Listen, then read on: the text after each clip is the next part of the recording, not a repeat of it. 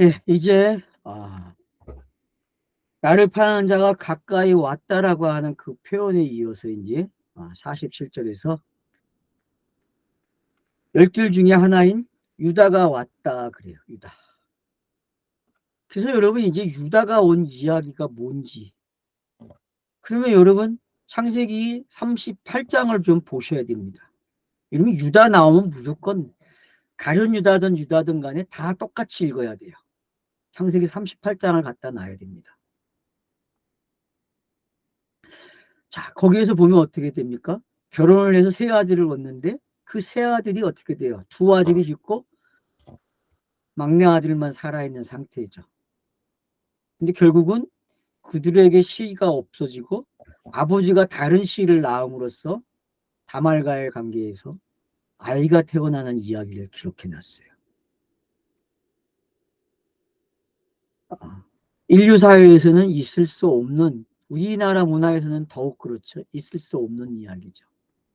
근데 역대의 왕들, 왕국 시대에, 그러니까 지금 뭐 국왕 시대가 있는 나라들, 그런 나라에서는 그 왕조를 지키기 위해서 그렇게도 결혼을 합니다, 여러분. 그러니까 그게 비일비재하잖아요. 영국도 그렇고 프랑스도 그렇고.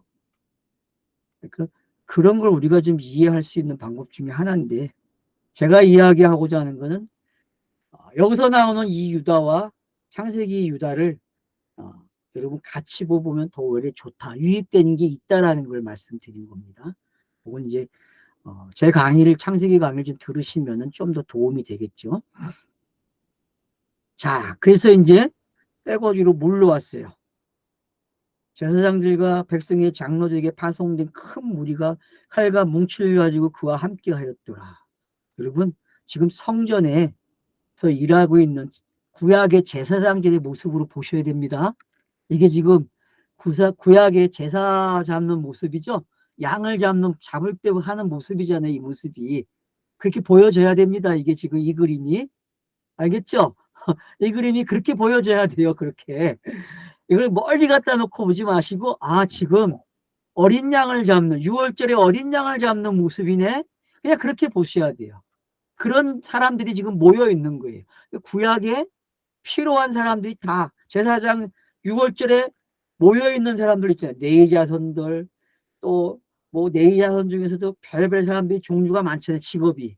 그런 사람들이 지금 제사장하고 함께 모여 있는 거예요, 여러분. 백성의 장로들까지 와가지고 제일 큰 사건, 역사적으로 제일 큰 6월절 양을 잡는 거잖아요. 그런 게 지금 시작되고 있다라고 보시면 됩니다. 예수를 파는 자가 그들에게 군호를 짜 이르되 내가 입 맞추는 자가 그이니 그를 잡으라. 그러니까 입을 맞췄다는 것은 그냥 죄를 전가했다 그렇게 이해하세요. 예? 구약의 대표자가 가룟 유다가 예? 어떻게 합니까? 예수에게 전파한 거예요. 죄를 전가했다니까. 알았죠? 제일 정강하는 모습이 이런 표현이. 우리 예를 들어서 구약의 제사에서 어떻게 합니까? 양에게? 그 가져온 사람이 자기 죄를 정가시키잖아요, 손으로. 그와 같은 행동이에요, 여러분. 그렇게 이해를 하세요, 그냥. 그 뭐 군호를 짰다 그러는데 그 군호가 입맞춤이잖아요. 마찬가지로 구약에서는 군호가 어떻게 되어 있습니까? 재물을 가져온 사람이 안수를 기도를 하고 본인이 죽여요. 그리고 제사장에게 주죠. 그러면 이제 제사장이 어떻게 합니까? 각을 떠요. 그러니까 그것도 제사장이 하는 게 아니에요. 제사장이 보는 앞에서 하죠. 그죠? 근데 예수는 그렇지 않아요. 진짜 양, 성경이 말하는 진짜 양은요, 본인이 제물이 돼야 되고, 본인이 대제사장이 돼야 되고, 본인이 성전이 돼야 돼요. 그리고 왜 제가 지금 이 성전의 모습으로 가져왔는지도 이해하셔야 되고, 성전의 제물이라고 말하는 게 어떤 건지를 이해하시게 될 거예요. 그래서 이제 군어 짠 대로 납비어하면서 인사를 하고 입을 맞춰요. 그러니까 예수가 뭐라고 합니까? 친구요, 너가 무엇을 하려고 왔는지 행하라 그래요. 자, 이런 못된 놈이 있나? 막 분노하는 사람들이 많을 거예요. 이 본문 읽을 때. 그렇게 읽으시면 안 돼요. 이거는 금방 기도한 대로 뭐예요? 기도 뭐 어떻게 했어요, 예수가? 아버지의 원대로 되기를 원하나이다 했잖아요. 이게 아버지의 원이에요. 이게. 그러니까 그렇게 하라 그래요. 하게 되니까 어떻게 합니까? 그들이 나와 예수께 손을 대어 잡는지라. 예수와 함께 있던 자 중 하나가 손을 펴 칼을 빼어 대제사장의 종을 쳐 그 길을 떨어뜨리니. 자, 희한한 일이 났어요. 키를 잘랐네? 이런 우연이 어디 있어요? 자, 그러면 한번 봅시다. 마태복음을 읽고 온 여러분, 여러분의 귀가 잘리면 어떨까요? 그러면 새로운 귀가 생기겠죠? 아, 귀는 새롭게 안 생겨도 여기가 이게 상징하는 게 있어요. 뭘 상징하겠습니까? 자, 비유의 시간에는 이사야의 저주가 있잖아요. 어떤 저주요? 보지 못하고 듣지 못하는 저주죠. 그죠? 근데 제사장의 종 중에 하나가 귀가 잘렸어요. 그러면 할례 받은 귀가 되고 그 귀가 어떤 귀가 됩니까? 들을 수 없는 귀였는데 들리는 귀가 되는 거죠. 들려요. 그래서 이제 상당한 멋있는 그림이 하나 생겼어요. 그러면 저와 여러분도 요 잠깐 사이에 귀가 열리겠죠. 열렸습니까? 이게 이제 은혜의 시대죠. 그죠? 그러니까 어떻게 합니까? 52절에 보세요.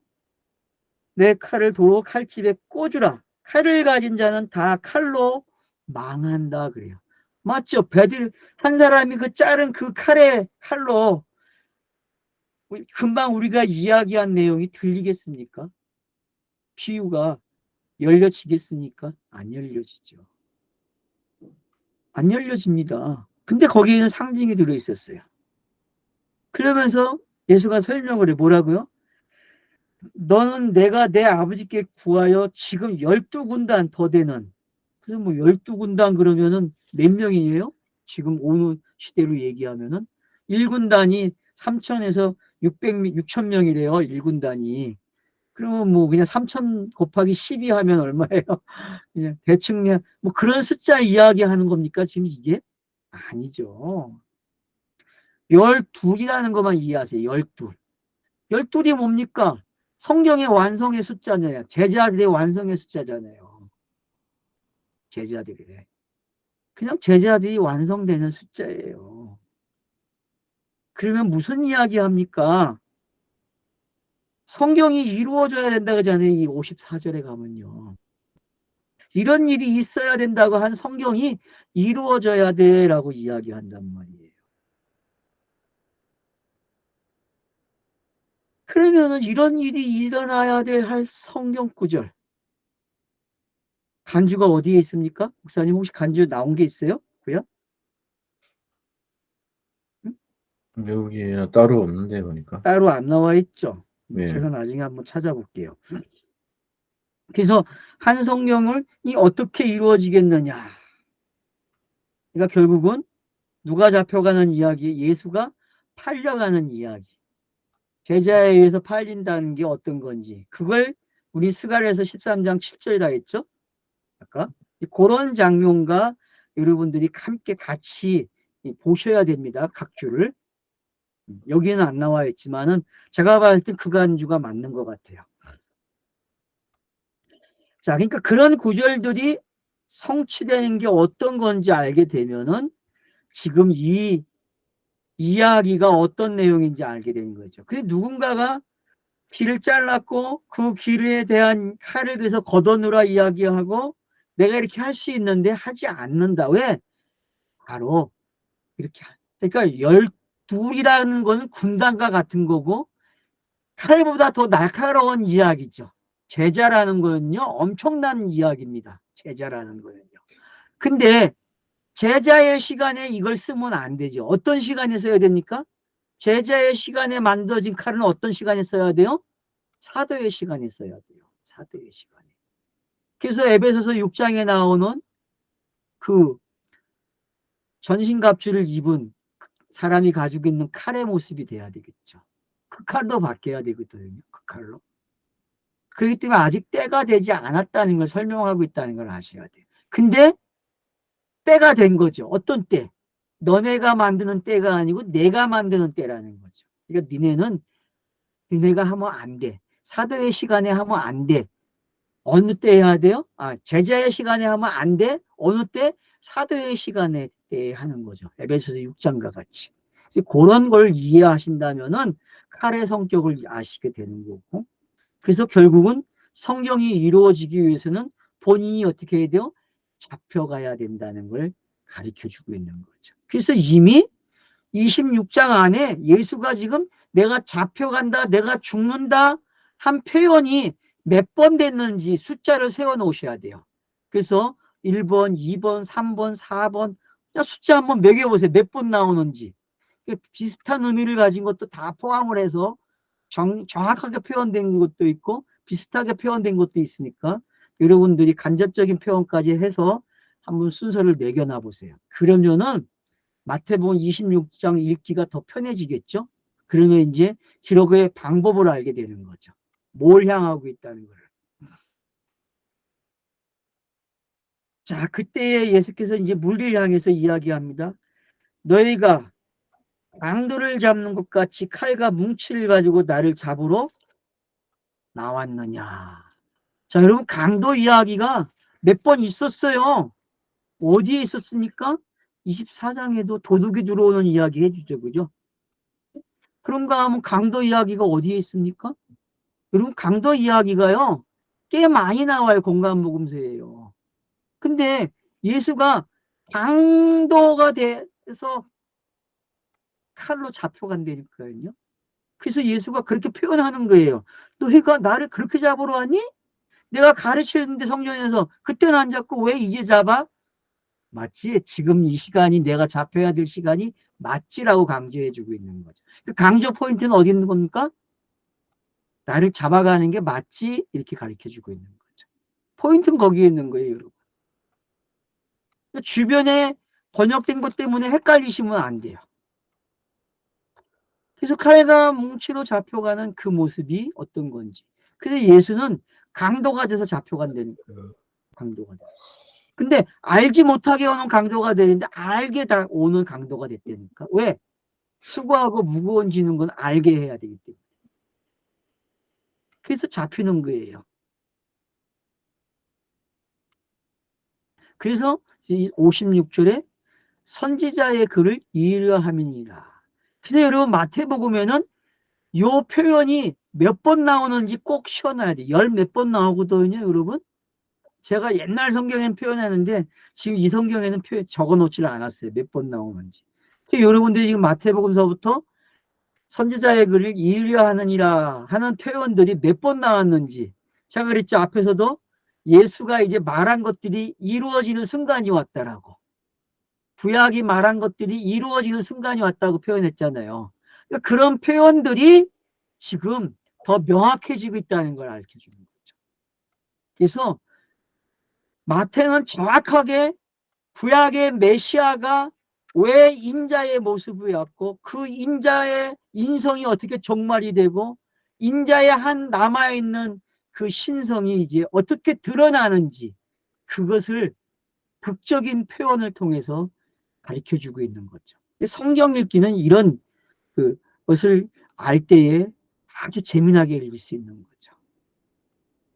그러니까 여러분들이 이제 문자를 읽으시면서도 어떤 동영상을 가지고 읽을 수 있는 거죠. 왜?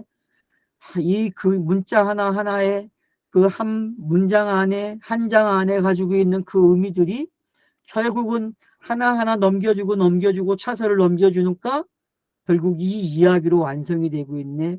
그러면 모든 성경의 이야기는 이 이야기라는 게 정확해지고 있다는 걸 알 수 있죠. 그래서 모든 선지자의 말이 응해야 돼요. 구약이 다 이루어지고 심지어 선지자로서 자기가 예수가 말한 산상수훈과 5개의 가르침이 전부 다 이루어지고 있다는 거 잊지 마셔야 됩니다. 그러니까 이러면 또 구약만 이루어지는지 아니에요. 마태복음 안에 5개의 가르침도 선지자의 말입니다. 그 선지자의 말이 이제 해석이 되는 거예요. 뭘로? 그 기가 막힌 간디도, 인도의 그 간디도 뭐라 그래요? 최고의 가르침이라고 했잖아요. 최고의 가르침. 그럼 최고의 가르침인데 그는 착각했어요. 그는 잘못 읽었죠. 그건 도덕윤리, 사람이 덕을 쌓는 게 아니라 인품을 가꿔주는 게 아닌 내용이었죠. 무슨 내용이라고요? 예수가 그리스도가 되는 내용이라는 걸 명확하게 마태복음이 강조해주고 있다는 걸 아셔야 된다는 겁니다. 자, 그래서 이제 잡혀서 제자들이 다 도망갔다 그래요. 버렸죠. 아주 잘했다고 해야 됩니다. 여러분도 이제 예수를 알았죠? 그럼 예수를 버리세요. 예수를 그리스도로 알아야 됩니다. 자, 이 전환이 필요합니다. 예수를 뭘로 알라고요? 그리스도로 바꾸시오. 이미지 트레이닝을 하셔야 돼. 자, 여태껏 교회 다닐 때는 예수가 올인을 했는데 그 돼 있는 이미지를 이제 그리스도로 이미지를 바꿔 놓으셔야 돼요. 이거 바쁩니다. 하기가. 잘 안 돼요. 여러분 하는 것 같은데. 여러분의 말이 바뀌어야 되고요. 여러분의 사고 구조가 바뀌어야 돼요. 그래야만 계속 이 말이 돼요. 예수가 그리스도가 되는 거야. 예수 정확하게 의미를 알고 있어야 돼요. 그리스도 이 의미를 정확하게 돼요. 예수는 뭐라고요? 세상 죄를 지고 가는 어린 양이라니까요. 요한복음 1장에서 정확하게 표현한 거예요. 요한도 뭐라 그래요? 세례 요한도 세상 죄를 지고 가는 어린 양이라 그래요. 왜요? 그게 수고하고 무거운 짐이잖아요. 마태복음에서. 그래서 이제 그걸 알았어요. 그러면 예수가 모든 걸 짊어졌기 때문에 더 이상 영단번이 돼야 되기 때문에 우리가 기억을 해내면 영단번이 아니에요. 무슨 얘기인지 알겠죠? 구속이라는 말은 은혜의 시간이 돼버리면 내가 은혜로 넘어오면은 구속도 잊어먹어야 돼. 어떤 의미에서는. 그게 로마서가 가르쳐주는 말이에요. 그러니까 사랑으로 산다는 거는요. 모든 걸 차소를 건너서 끝에 온 거예요. 마지막 성령의 시대에 살고 있는 거죠. 그게 어떤 건지 아셔야 돼요. 그래서 남은 생애가 달라지죠. 살아가는 모습이 힘있고 행복해요. 천국이 뭔지 정확하게 안 되니까요. 마태복음이 말한 그 천국이요. 명확해지기 시작하는 거예요. 버리십시오. 누구를? 예수를. 산상수훈, 교훈으로 하였다면 수훈이 아니에요, 여러분. 산상수훈이라 하면 안 돼. 산상 스타로스 해야 돼. 알았죠? 산상 스타로스예요. 산상 스타로스. 산상 십자가. 알았죠? 5장에서 7장은 산상 뭐라고요? 그러면 10장의 제자들도 바꿔야 돼. 뭐라고요? 스타로스. 스타로스의 제자도. 그렇게 바꿔야 돼요. 비유도 뭘로 바꿔야 돼요? 스타로스. 다 바꾸셔야 된다니까요. 다. 자, 본인을 훈련시키셔야 됩니다. 강제로 몰입을 시키세요. 그리고 말을 바꾸세요.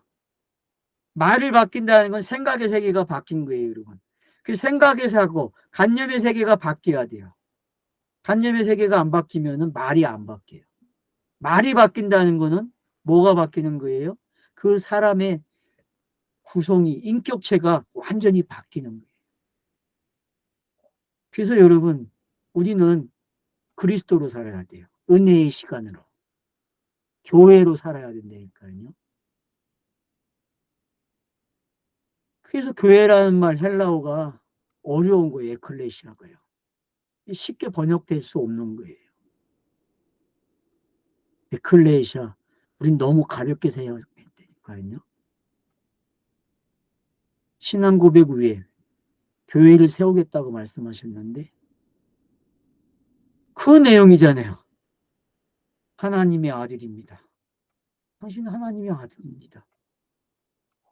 그 고백이 왜 신앙 고백이 됐고 베드로의 그 고백이 교회의 시작이 됐단 말이에요.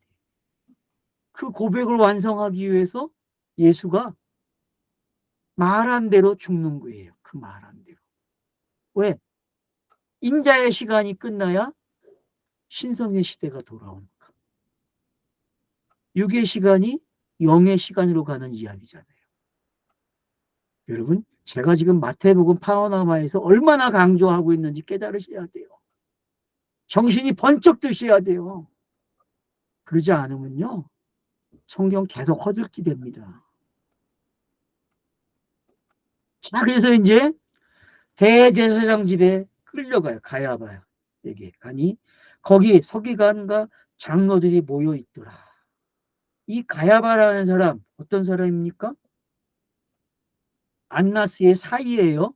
그러니까 뒤로 가면 이제 안나스가 나오거든요. 그러니까 여러분 좀 참고하세요. 그냥 대제사장이 이게 그냥 가문이 먹고 산다니까 맞죠? 이건 아론의 가문이 먹고 살았잖아요. 근데 이제 아론의 가문이 끝나서 이상한 사람들이 돈 주고 샀잖아요.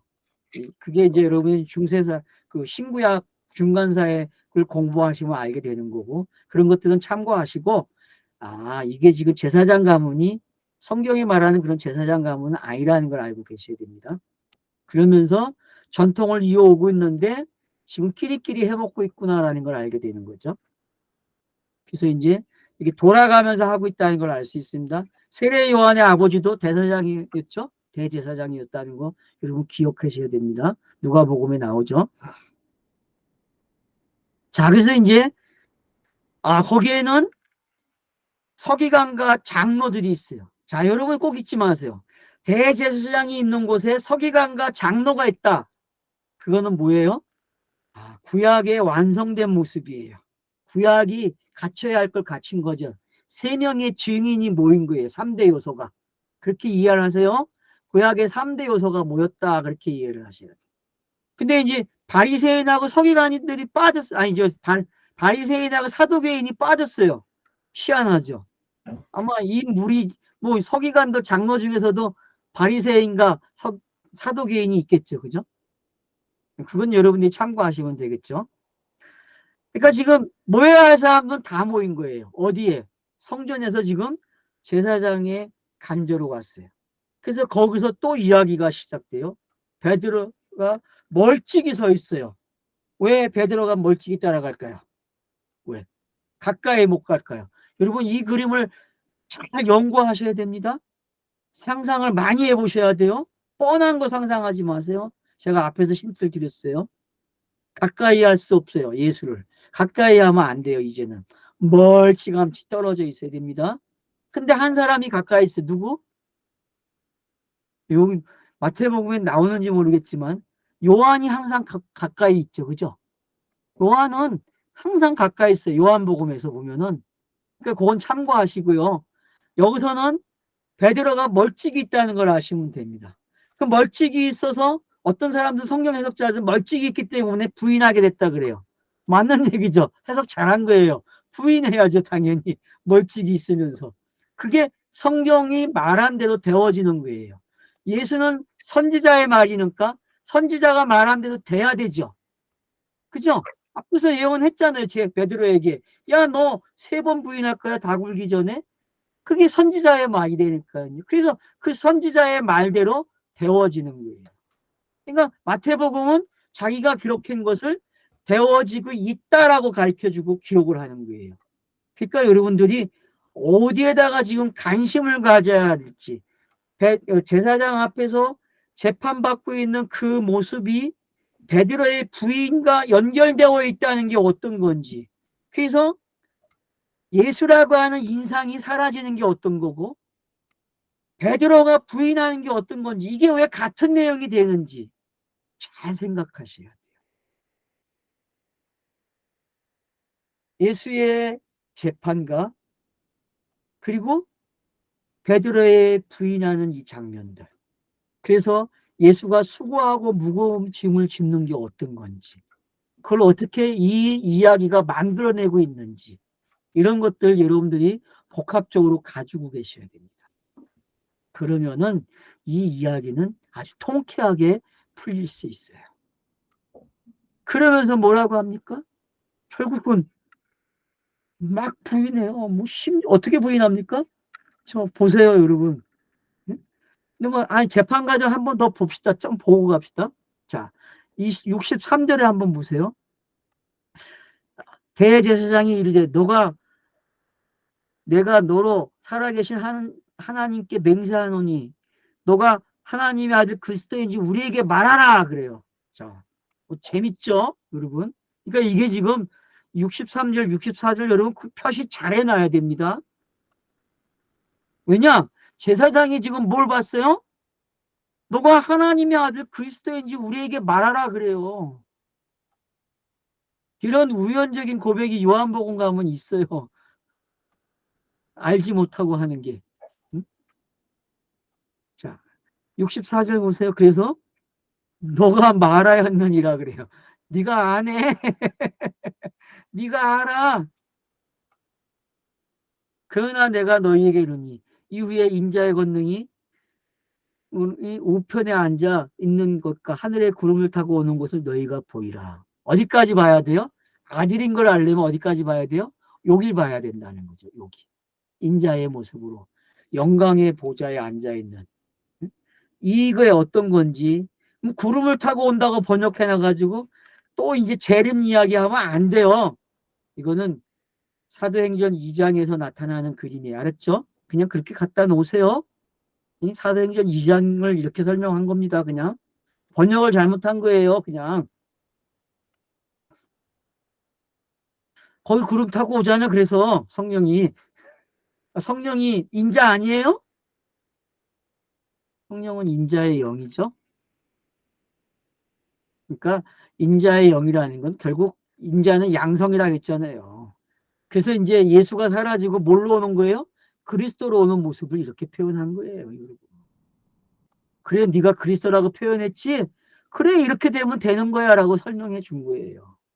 그러면 마태복음을 읽고 오신 여러분 명확히 하지 않습니까? 마태복음이?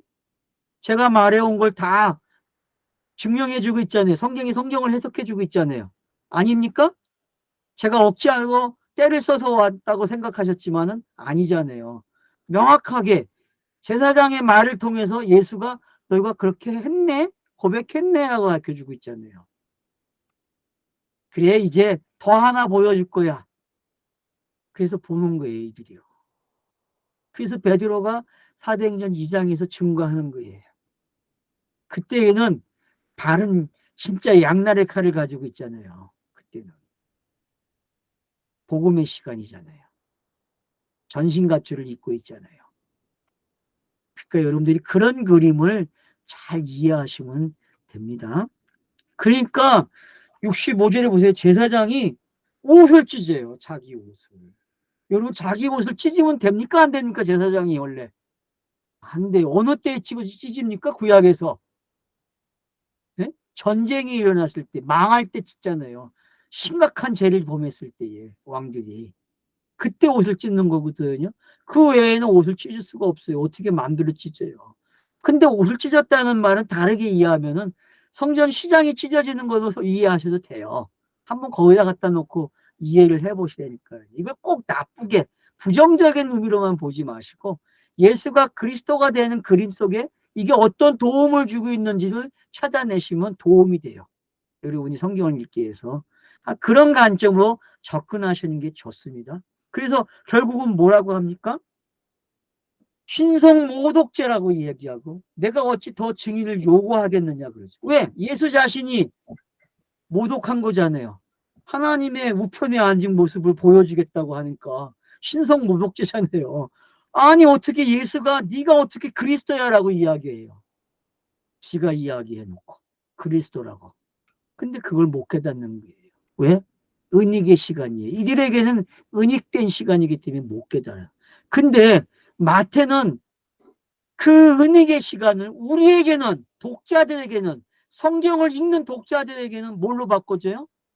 은혜의 시간으로 바꿔주는 거예요. 현실을 바꿔놓게 해요. 크로노스를 카이로스로 보게 한단 말이에요. 그런 놀라운 효과가 이 본문에 숨겨져 있단 말이에요. 이런 걸 우리가 깨닫게 되면은 엄청나게 깨닫는 거예요. 그래서 결국은 신성모독죄다. 그래서 죽여야 된다. 사형시켜야 된다는 데까지 오는 거예요. 사형, 66절에 뭐라 그래요? 사형에 해당된다. 그래요. 신성모독죄는. 그 과거에는 십계명령을 어기면 다 뭘 돌로 쳐 죽였잖아요. 돌로 쳐 죽일 수밖에 없다니까요, 여러분. 돌이 아니고 노마인들에게 맡기니까 십자가형이 되는 거죠. 나무에 매다는 형이 되는 거죠. 그래서 여러분들이 이런 걸 아시면 돼요. 그래서 이에 예수의 얼굴에 침 뱉으며 주먹으로 치고 어떤 사람은 손바닥으로 때리며 이르되 그리스도야 우리에게 선지자 노릇하라 그래요. 자, 이게 여러분 정확한 표현인데 크로노스 시간에는 놀림감이 되는 거예요.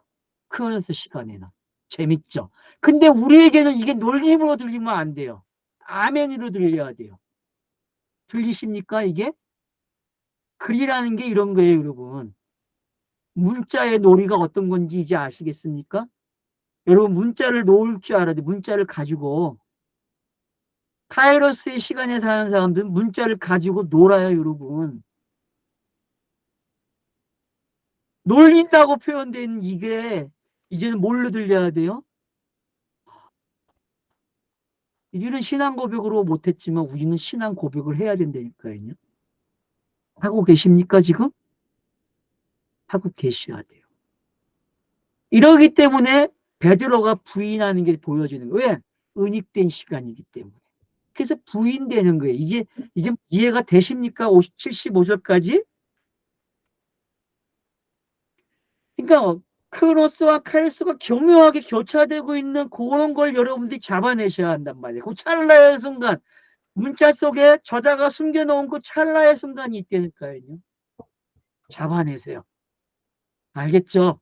몰입을 하셔서 꼭 잡아내셔서 은혜의 시간으로 여러분 성경을 읽으세요. 감사합니다.